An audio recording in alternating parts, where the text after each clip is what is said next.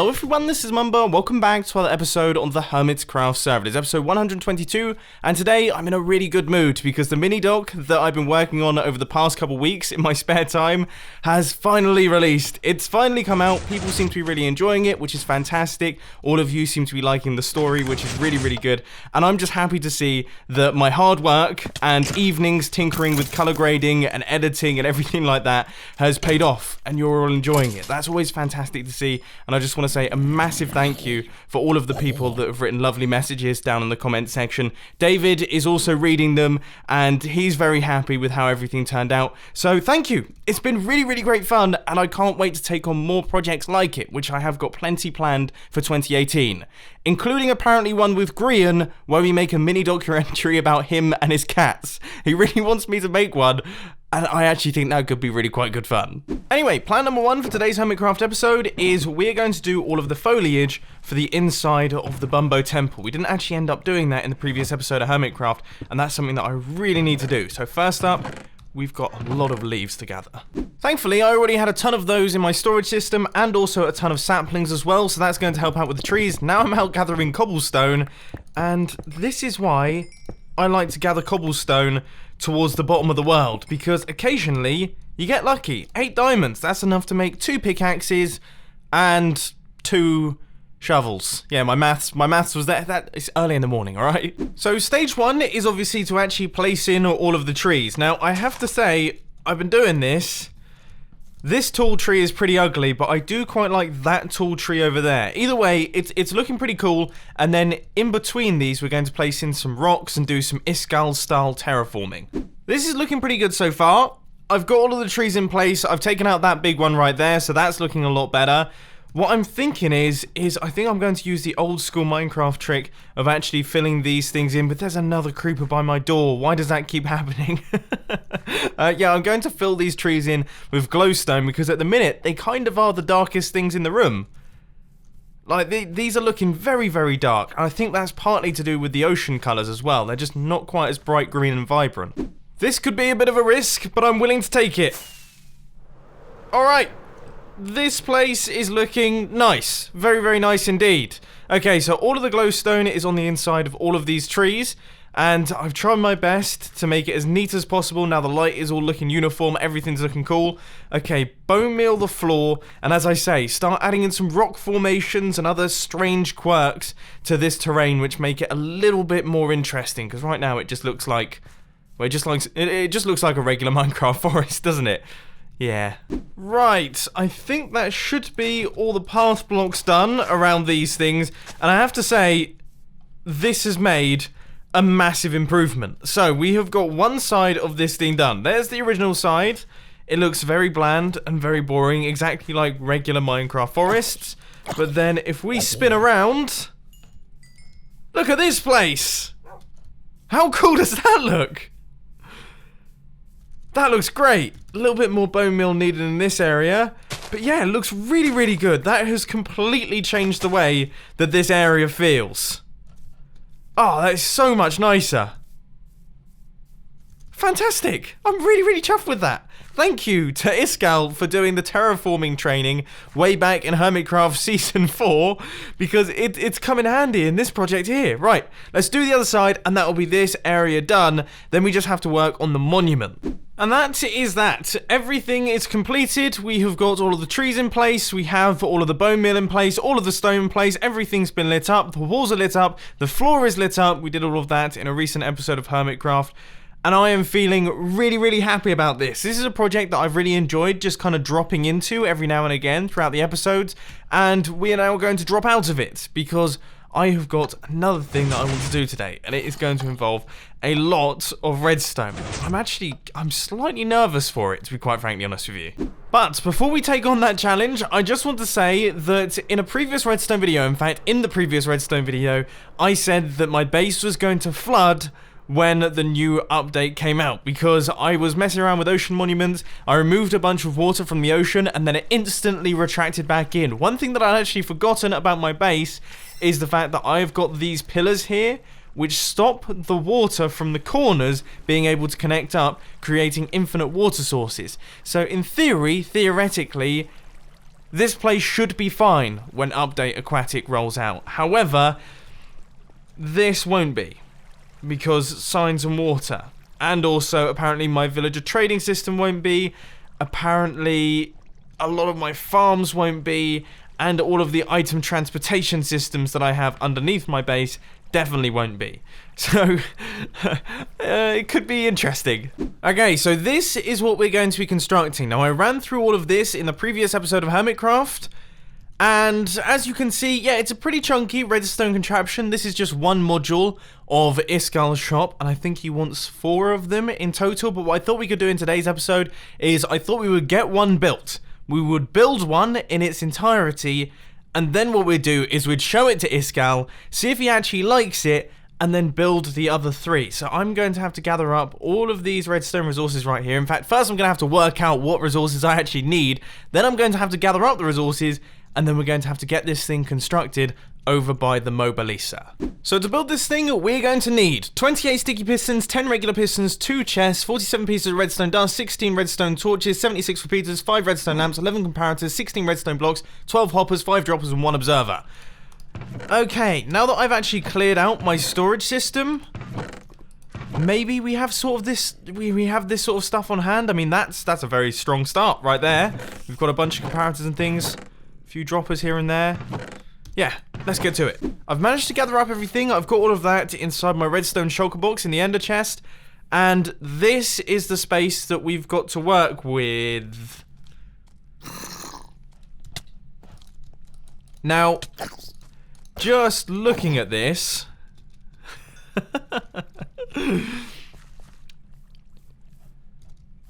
is the ceiling a little bit low? Is the ceiling a little bit low?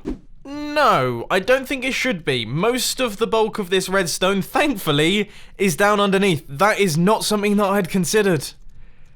Oh, I think we've gotten lucky there. We have got 1, 2, 3, 4 blocks above the button. There's no way that ceiling's too low. Oh, that was a bit of a panic attack. I'm such an idiot. I've come all the way out here with all these wonderful blocks and all the redstone and everything, but I don't actually have any blocks to build the redstone on. I haven't brought any building blocks whatsoever. Oh, that is the first spoon moment of today's episode. We were doing so well as well. Anyway, we're all sorted now, so I'm just in the process of building this thing. We've managed to place in all of the pulse extenders. We've got the inputs from all of the buttons as well. And now I'm just connecting up the pulse extenders to something else. I can't really remember how this redstone circuit works. As I say, I actually designed this thing a couple of months ago, but from here we go underneath and we'll have a line of sticky pistons down there, and then I think it's redstone blocks. I think we've got redstone blocks underneath these sticky pistons, and those connect up into a little area down at the bottom which deals with the dispensing of items. This actually isn't that bad in terms of building. It's not too tricky, it just looks a bit monstrous.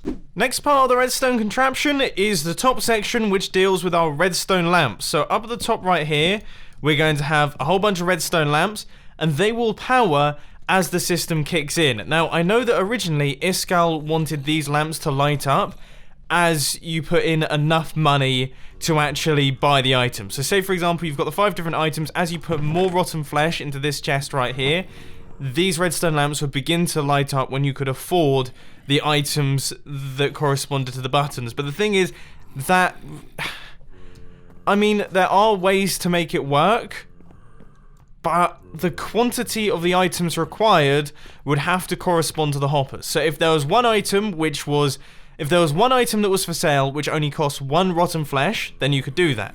If there was then the next item cost 22 rotten flesh, then you could do that. And then the next item would have to cost like 2 stacks of rotten flesh, and then that redstone lamp would light on, and then the next item would have to cost something like 4.5 stacks of rotten flesh, then that redstone lamp would turn on, and then the next item would have to cost like 6.5 stacks of rotten flesh, and then that redstone lamp would turn on, which I imagine that quantity of rotten flesh would be quite difficult to get, because I believe the way that you're getting rotten flesh is literally by just killing zombies.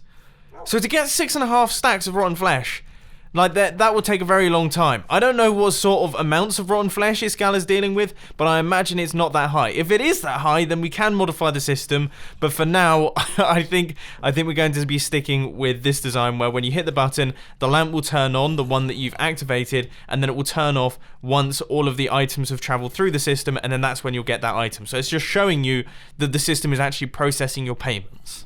Bottom bit is now done as well, so this is the part that connects up your redstone input all the way through into the droppers, which are on those blocks right there. Now, these blocks are going to get moved out of the way. In fact, we've got to clear out this entire area because this is where the fundamentals of the logic circuitry are actually going to be happening, because this is where the system decides if you've got enough money to actually pay for the items inside these droppers. I don't know how much space we need, but I think I'm just going to plow through. We've got haste too. This is great fun. I think that should be everything. If we just place in these two hoppers here, that should be it. I think. Maybe.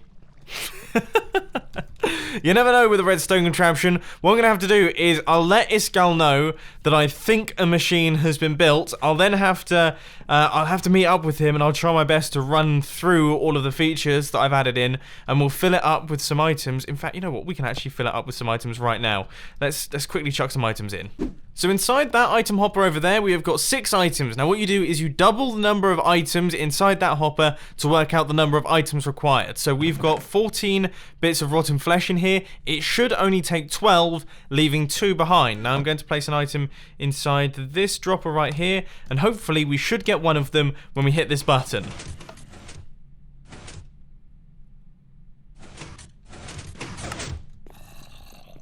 That's good. That's not so good. So it took 1 less than I was expecting. Maybe I just did my maths wrong. Either way, it looks it looks like it does kind of work. As I say, I'll have to sort this out with this gal. Anyway, moving on from that project and coming back over to the base, we have got a whole bunch of stuff left to do over here. Thing number 1 is we actually need to get all of the items that we gathered up in a recent Hermitcraft episode. So we've got all the different ingredients for a bunch of different potions. We need to get all of those inside this system. And I actually need to be quite smart about this. So this... Okay, so the central one is always going to be nether wart. So that should be easy. And I think I'll put 2 stacks of nether wart in every single one of these. But then all the rest, I'm actually going to have to start looking up my potion recipes and working out what order everything has to fly in on. This is a good start. So all of the nether wart, so all of the redstone and glowstone is in place. You can see all of the redstone lamps have lit up. But one thing that I have realised, and I don't know how I didn't realise this at the time, is that almost all of these potions that I've created, they only require 4 ingredients, and I've got 5 redstone lamps, which means that some of these redstone lamps are going to be permanently switched off. I can't tell if that annoys me just yet. Maybe we could use the final block to show what potion is going to be created. Yeah, that sounds like a good idea. And that's actually worked out quite well. So this dark prismarine block here on the sides of all of these is going to represent the potion that is actually going to be brewed. So we're going to have a little potion in an item frame right about there. But one thing about this is, well, first off, we need to have a ghast tier, and we also need a spider eye, and that will give us 8 of the potion brewing areas done. But there's another 2. I've built 10. Now, I'm sort of thinking that maybe, I'm just looking at the potion brewing here, maybe we could have splash potions of certain things. So there is a potion of weakness. We could go potion of weakness. We could go down that route. Or we could do, I suppose you could do a splash potion of weakness, and then maybe a splash potion of poison. Because those are the only 2 that I can think of that maybe I would want in splash potion form, and we could have those on either side just like this. Yeah, let me know down in the comment section what you think. Anyway, aside from that problem, the next thing that we have to do is actually get ourselves some blaze rods for all of the potion brewing stations, because right now they're all completely empty, and that actually got me thinking. That problem has got me thinking maybe it would be cool to create some form of blaze farm. Now, am I stupid here? If I light this thing up, they're still going to spawn, aren't they? Yes. Yes, they are. Where are my arrows? This is not good. Okay, that guy's gone. And he's gone as well. Okay, so if I light this up, I'm assuming that won't stop them spawning, will it? It's not based on light level, is it? No, these guys are gonna... They're going to be constantly spawning, aren't they? I don't know. I know nothing about blaze farms. Apparently, they will spawn in anything under a light level of 12, which is a very high light level. So I think what I'm going to do is I'm just going to surround this thing in glowstone at a radius of 4 blocks away from the spawner all the way around. So that will do it. So that's 1, 2, 3, 4. And then we need another 4 going off in this direction. So that goes off like this. And another 4 off in this direction. And then we're just going to make a solid 3 high area going all the way around. And that should hopefully stop it. We should now be safe from blaze, at least. I don't really know about ghasts, but at the minute, we're pretty covered by all of this roof area. I was actually going to clear out all the space around this thing, but then obviously, yes, you do become very susceptible to ghasts. Anyway, this is now all covered up. Our spawner is right in the center right here. I've got to be very careful not to break it. So now what I'm going to do is pop into my redstone testing world and actually come up with a design for this thing. May not be the most efficient, but I kind of want to design it myself. I just went through into the nether of the testing world. Look at this place. It's barely even the nether anymore. Clearly I was doing some testing for some kind of shifting floor zombie pigman farm a long time ago. And I decided to clear out the entire nether for it. Fair enough. Part number 1 is done, except I've made it a little bit too big. What I want to do is I want to plan out the actual spawning area, and then we're going to work out how we're going to be funneling these blaze in, because obviously blaze are slightly different to regular things like skeletons and zombies, because we can't be using water. We can't use water to push them around. Instead, we're going to have to make use of pistons. Now, I'm kind of between 2 designs on this one. I'm either thinking using a V of pistons, so like a V shape of pistons, or potentially a funnel. I'll think about that when I come to it. With a spawning area of this size, the blaze should drop straight out the bottom of that 9x9x9 mob catchment area, where if there's more than 6 mobs within the space, the blaze spawner won't produce anymore, so they should drop straight out of that, and then they'll be taken through into this system, which is my piston pusher system. We're going to have a big V underneath this thing that pushes the blaze into the center. Now, I know that there are much more efficient ways of doing this. I'm well aware of that, but I kind of fancy working on an old school redstone project, and an old school blaze farm. I don't know, it's just something about it. It's cool to me, having the big pistons and having to move mobs around using pistons. They look awesome. You know what? Change of plan. I'm not actually going to make this using V's. Even though it's quite cool, just the distance that it would have to go down to actually push them into a certain place would be huge. So instead, I'm going to use a funnel and then pressure plates. That seems like a cooler way to go. And it's got an even cooler thanks to slime blocks. So if a blaze lands on any of these pressure plates here, it will be instantly launched off. If it lands on any of these, then it'll be instantly launched off, and you can see that it will gradually make its way into the center, because we're going to have layers of this going in like a cone formation down into the central 1 block that's going to be down at the bottom. Now, I know what you're thinking, what happens if it lands in the corner? Well, hopefully, yeah, that system works. So if it lands on one of these pressure plates, then it'll be pushed across by that block, then pushed across by that block, meaning that it will just drop down through all of the corners. And if you're wondering why I haven't used the slime block there, it's because if I did, this slime block would stick to that slime block, and then it would break up the whole system. So hopefully, we should be able to avoid that happening. And so far we have, and so far it looks amazing. Oh, I can't. You know what? I'm actually going to start chucking some blazes through this thing. Let's see if any of them hit any of these pressure plates. No, of course they don't. Oh, we have some. We have some bouncing action going on.